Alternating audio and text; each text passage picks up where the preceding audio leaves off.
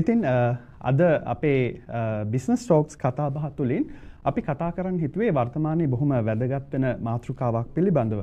මොකද වර්තමානයේ real estate කියලා කියන්නේ දේපලක් මිලදී ගන්න විකුණනවට වඩා එහාට ගිහිල්ලා වෙල් බිල්ඩිං ඒ වගේම ආයෝජන සැලසුම් කිරීම පවුලක මේ මූල්‍ය සුරක්ෂිතතාවය ස්ථායි කිරීම සඳහා භාවිතා කරන ප්‍රධාන ආයෝජන ක්ෂේත්‍රයක් බවට පත් වෙලා තියෙනවා. එතකොට ඒත් එක්කම විශේෂයෙන්ම වර්තමානයේදී මේ ඕස්ට්‍රේලියාව සිදුවන මේ පොලි අනුපාතවල ඉහළ පහළ යාම සම්බන්ධයෙන් සහ මෑතකදී ඉදිරිපත් කරපු ෆෙඩරල් බජට් ප්‍රොපෝසල්ස් එක්ක මේ රියල් එස්ටේට් මාකට් එක පිළිබඳව සහ වෙනස්කම් සිදු වෙනවා වගේම ඒ ගැන ලොකු කතා බහක් ඇති වෙලා තියෙනවා. ඉතින් අපි හිතුවා මෙල්බන් TV ප්‍රේක්ෂකයන්ට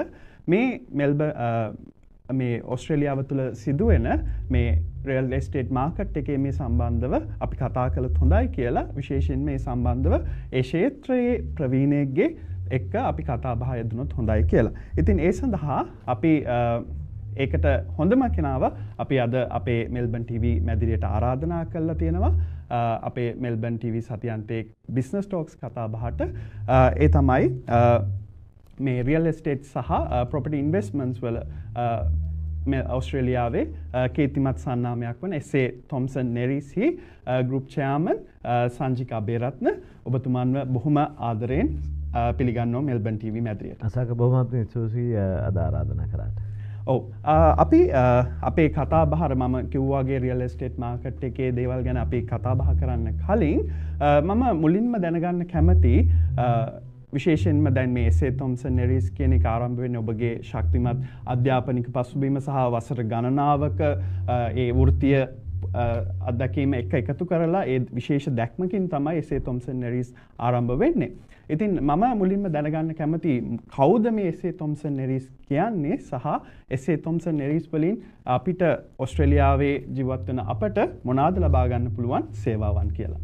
ඔව් අසංක දැන් මුලින්ම අපි එස්.ඒ. තොම්සන් ආයතනයේ පටන් ගද්දී අපිට ඕන මාකට් ගැප් එකකට සොලියුෂන් එකක් දෙන්න. ඒකදී ප්‍රධාන වශයෙන්ම බැලුවේ මේ ඉන්වෙස්ට්මන්ට් ප්‍රොපර්ටි ඉන්වෙස්ට්මන්ට් එකක් කරද්දී කොහොමද අපි හරි ඇඩ්වයිසරි සර්විසස් එකක් විදියට මාකට් එකට ඇවිල්ලා ස්මාර්ට් ඉන්වෙස්ට්මන්ට් ස්ට්‍රැටජි එකක් අරගෙන ප්‍රොපර්ටි ඉන්වෙස්ට්මන්ට් එක වෙනත් විදියකින් බලලා මේකේ ප්‍රතිලාභත් කරගන්නේ කොහොමද කියන එක තමයි ප්‍රධානම අවශ්‍යතාවය වුණේ.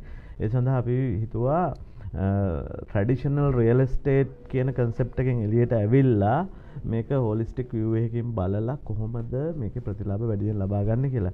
ඉතින් එතෙන්දී තමයි එස්.ඒ. තොම්සන් ආයතනය කෙනාවේ ප්‍රධාන වශයෙන්ම ස්මාර්ට් ඉන්වෙස්ට්මන්ට් ස්ට්‍රැටජිස් අපි මුලින්ම බැලුවා හයි growth potential ලොකේෂන්ස් වලට අපේ ඉන්වෙස්ටර්ස්ලාව යොමු කරන්නේ කොහොමද growth potential එක decide වෙන factors මොනවද කියලා මේ අයට තේරුම් කරලා ඒ අනුව නිවැරදි ස්ථානවල මේ property investments කරන්නේ කොහොමද කියන එක තමයි ප්‍රධාන වශයෙන් බැලුවේ. ඒත් එක්කම අපි හිතුවා මේක මේ එක තැනකට කැටි වෙලා නැතුව මේක අර කතාවක් තියෙනවා don't put all your eggs in one basket කියලා. ඉතින් ඒ වගේ මේක අපි ඉන්වෙස්ටර් කෙනෙකුට property investment එකක් කරද්දී තියෙන සියලුම අවස්ථා එකට අරගෙන වඩාත්ම සුදුසු සොලියුෂන් එකට කොහොමද යන්නේ කියන එක හඳුන්වලා දෙන තමයි එස්.ඒ. තොම්සන් ආයතනය පටන් ගත්තේ. ඒ හරහා අපි ඕස්ට්‍රේලියාවේ ආයෝජන අවස්ථා, ලංකාවේ ආයෝජන අවස්ථා, ඒත් එක්කම මිඩල් ඊස්ට්, ඩුබායි, ඒත් එක්කම අපි ඕස්ට්‍රේලියාවට වෙනත් රටවලින් ආයෝජනය ගෙනාගද්දී ඇතිවන ප්‍රතිලාභ, ඒත් එක්කම ලංකාවට විදේශ ආයෝජන යද්දී ඇතිවන ප්‍රතිලාභ,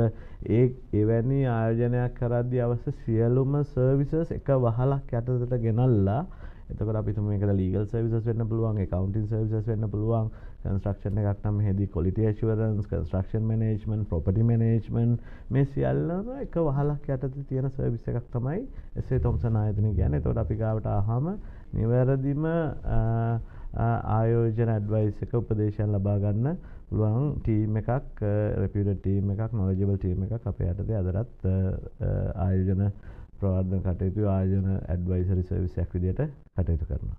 සරලවම කිව්වොත් එස්.ඒ. තොම්සන්ස් කියන්නේ එතකොට සම්ප්‍රදාය අතික්‍රමණය කරපු රියල් එස්ටේට් ඒජන්සි එකක්.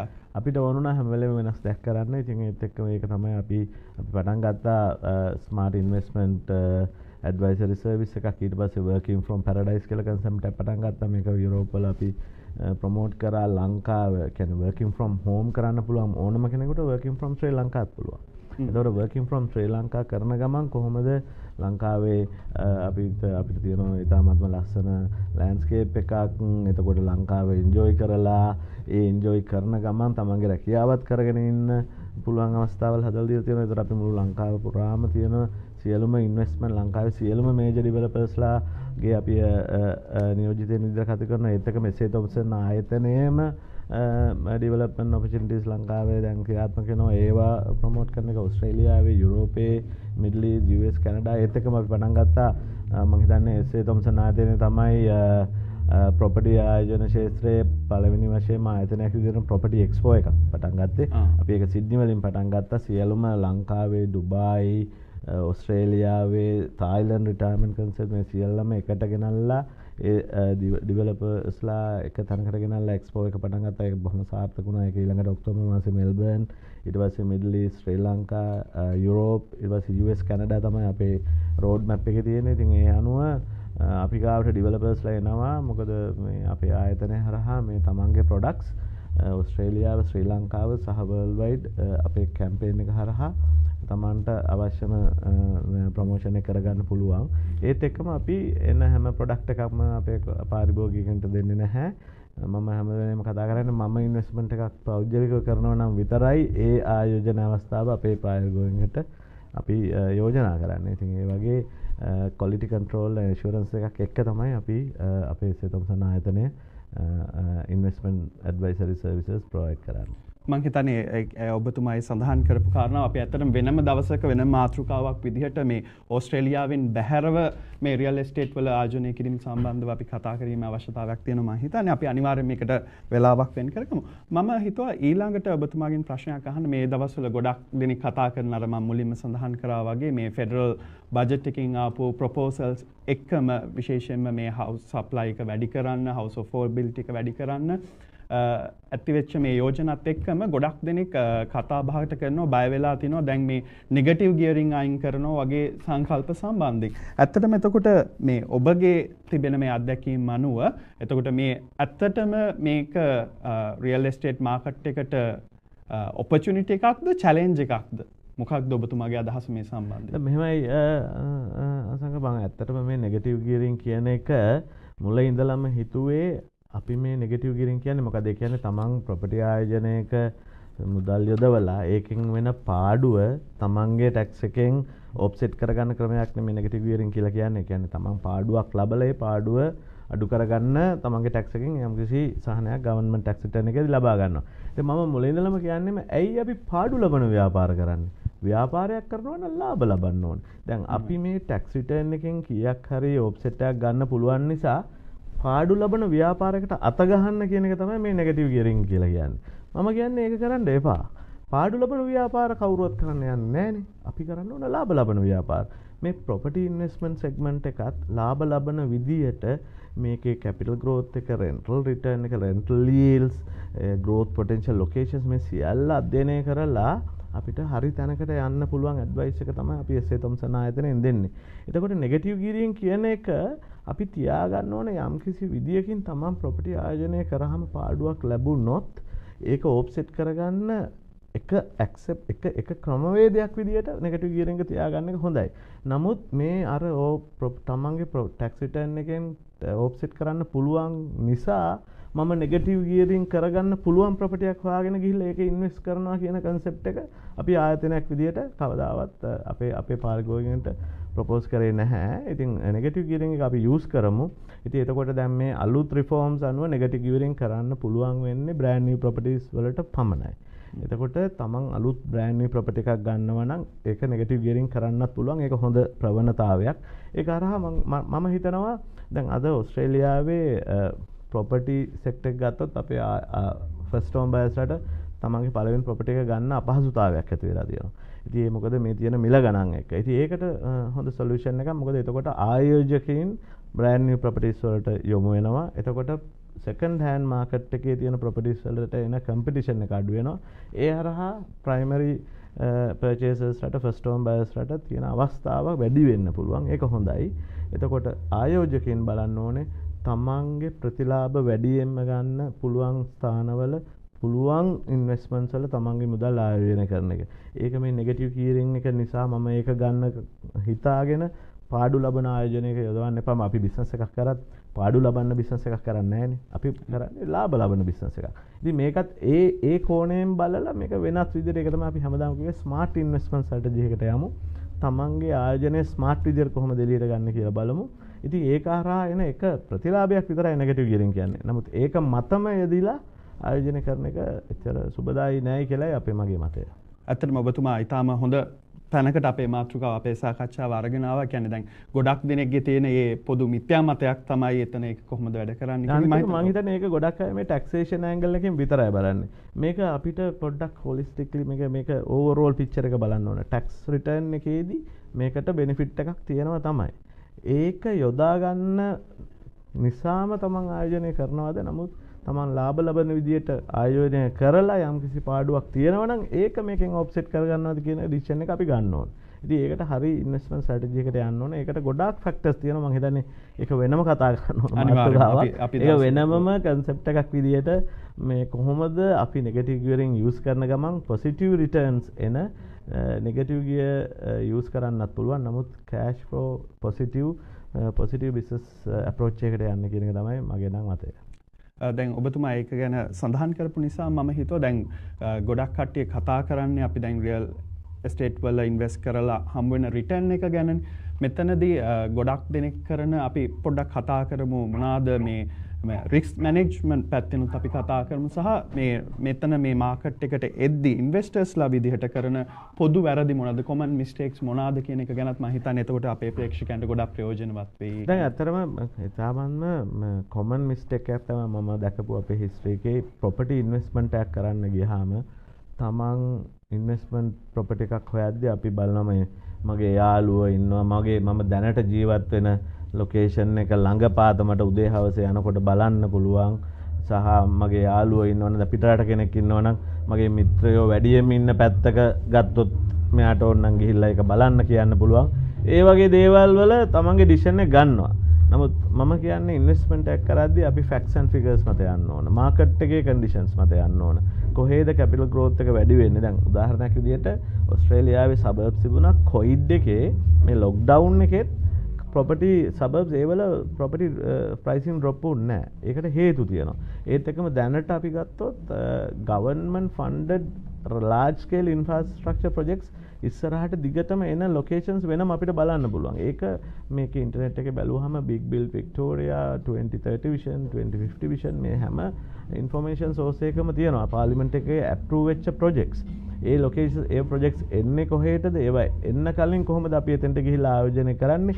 ඒකත් සම්පූර්ණ මුදලම ආයෝජනය කරන්නේ නැතුව අපිට පුළුවන් නම් 5%ක් 10ක් යොදවලා බ්ලොක් කරලා අවුරුද්දක් එකක්මාරක් බලන් ඉන්න. එතකොට තමන් මුළු මුදල යොදවන්නේ නැතුව ඉන්වෙස්ට්මන්ට් එක ලොක් කරනවා ෆුල් amount එකට. ඒ හරහා තමන්ගේ කැපිටල් ග්‍රෝත් එකක් අපිට එක්සෙප්ට් කරන්න පුළුවන්. එතකොට තමන් යොදවපු මුදලට එන රිටර්න් එක බැලුවාම ඉතාමත්ම විශාල ROI එකක් එන්න පුළුවන්. මේවා වෙන වෙනම බලන්න පුළුවන්. ඉතින් ඒ වගේ අර තමන් ඉන්වෙස්ට්මන්ට් එකක් කරද්දී බලන්න ඕන ෆැක්ට්ස් ඇන්ඩ් ෆිගර්ස් මත යන්න ඕන. මාකට් කන්ඩිෂන්ස් මත යන්න ඕන.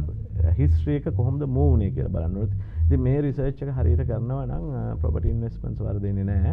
ඉතින් අර ඒ වෙද්දී අර සමහර ඉමෝෂනල් ෆැක්ටර්ස් වලින් අයින් වෙනවා නම් මගේ යාළුවා ඉන්න නිසා මගේ ෆැමිලි එකේ ඉන්න නිසා මම දැනට ජීවත් වෙන තැන නිසා ඒ අවටම ගන්නවද ඒ අවටම හොයනවද ඔන්න ඕක ගොඩක් අය කරන වැරද්දක්. ඉතින් ඒකෙන් එළියට ඇවිල්ලා කොහොමද highest return එකට යන locations identify කරගන්න කියන එක ඉතාමත්ම වැදගත්. දැන් ඔබතුමාත් එක්ක ඉස්සෙල්ලා කතා බහේදීත් ඔබතුමා සඳහන් කළා දැන් මේ වෙනකොට අපි වර්තමාන මාකට් එකේ තත්ත්වය දිහා බලනකොට බයස් මාකට් එකක් තමයි ගොඩක් වෙලාවට ඇති වෙලා තියෙන තත්ත්වය. ඒක ගැන සඳහන් කරන ගමන්ම මම දැනගන්න කැමතියි අපි කොහොමද අපේ ප්‍රේක්ෂකයන්ට මොනවා හරි අලුතෙන් මේ ඉන්වෙස්ට්මන්ට් මාකට් එකට එනකොට මේ රියල් එස්ටේට් මාකට් එකට එනකොට ඉන්වෙස්ට්මන්ට් ප්‍රොපර්ටි එකක් විදිහට දෙයක් ප්‍රොපර්ටි එකක් තෝරගන්නකොට අපි මොනවාද සැලකිලිමත් වෙන්න ඕන කාරණා මොන වගේ ප්‍රොපර්ටිස්ද අපි අපාර්ට්මන්ට් එකකට යනවද එහෙම නැත්නම් කමර්ෂල් රියල් එස්ටේට් එකකට යනවද ඒ වගේ මොන වගේ තීරණයක්ද කොහොමද අපි ඒක මාකට් එක දිහා බලලා දැන් මේ වර්තමාන තියෙන ප්‍රවණතාවයන් එක්ක අපේ තීරණය ගන්න ඕනේ කොහොමද? දැන් ඇත්තටම ඉන්වෙස්ට්මන්ට් එකකට යද්දි මේක සාමාන්‍යම හොඳ ප්‍රශ්නයක් ඇත්තටම. මොකද දැන් අලුතෙන් ඇති වෙලා තියෙන ලෑන්ඩ් ටැක්ස් මත house and land market එකම grow කරන එක සමහරට advisable වෙන්නේ නැහැ. මොකද ඊටමම වැඩි land tax එකක් යනවා. අපිට land tax threshold එක අඩු වෙච්ච apartments පවා අපි සමහර portfolio එක වැඩි කරද්දී යනවා. එතකොට ඒකේ අපි බලන්න ඕන කොහොමද rental return yield එක වැඩියෙන්ම තියෙන්නේ කියලා. ඉතින් ඒ වගේ හරි මික්ස් එකක් හදාගත්තා නම් property investment එකේදී ඒක අනිත් එක ඕස්ට්‍රේලියාව ඇතුළෙම කියලා වෙන්න ඕනේ. අපිට ඕන නම් ඕස්ට්‍රේලියාව සහ ලංකාව එකට ලින්ක් කරන්න පුළුවන්. දැන් අපි SA Thomson ආයතනය ලංකාවේ Port City එකේ business advisors ලා විදියට appoint කරා. අපි Port City එකේ investment opportunities, investment strategies, ඒකම business setup and Port City එකේ දැනට residential development කරන companies තුනම අපි මෙහි ඒවා වල ආයෝජන මේ facilitations කරනවා. ඉතින් ඒ මානුව අපිට portfolio එකක් හදද්දි mix කරන්න පුළුවන්. මේක අපිට UAE වලට ගන්න පුළුවන්, ඩුබායි එකක් ඇඩ් කරන්න පුළුවන්. ඩුබායි ගත්තොත් මේ වෙලාවේ තියෙන condition එක අනුව තාමත්ම property markets බහැලා තියෙනවා. ඉතින් investment එකක් කරද්දී අපි බලන්න ඕනේ ඇත්තටම market එක volatile වෙන වෙලාවට තමයි ඇත්තට investors ලට opportunities එළියට එන්නේ. මෙතන මේ වෙලාවේ අපිට first home buyers ලට move in property ගන්න බැරි වුණාට market එකේ benefits එන්න පුළුවන් investors ලට market volatilities එක්ක. ඉතින් ඒ වගේ දෙයක් තමයි දැනටත් ඔස්ට්‍රේලියාවේ වෙලා තියෙන්නේ. අපිට interest rate increases දෙකක් වුණා. එතකොට හරි සරලව ගත්තොත් මිනිස්සුන්ගේ purchasing capacity එක අඩු වෙනවා, borrowing capacity එක අඩු වෙනවා. ඒත් එක්කම market එකට එන්න පුළුවන් එක special deals, offers මේක investors කෙනෙකුට enter වෙන්න හොඳම තැනක් වෙන්න පුළුවන්. ඉතින් ඒ තත්ත්වය අපිට ඩුබායි වලත් දැනට පේනවා.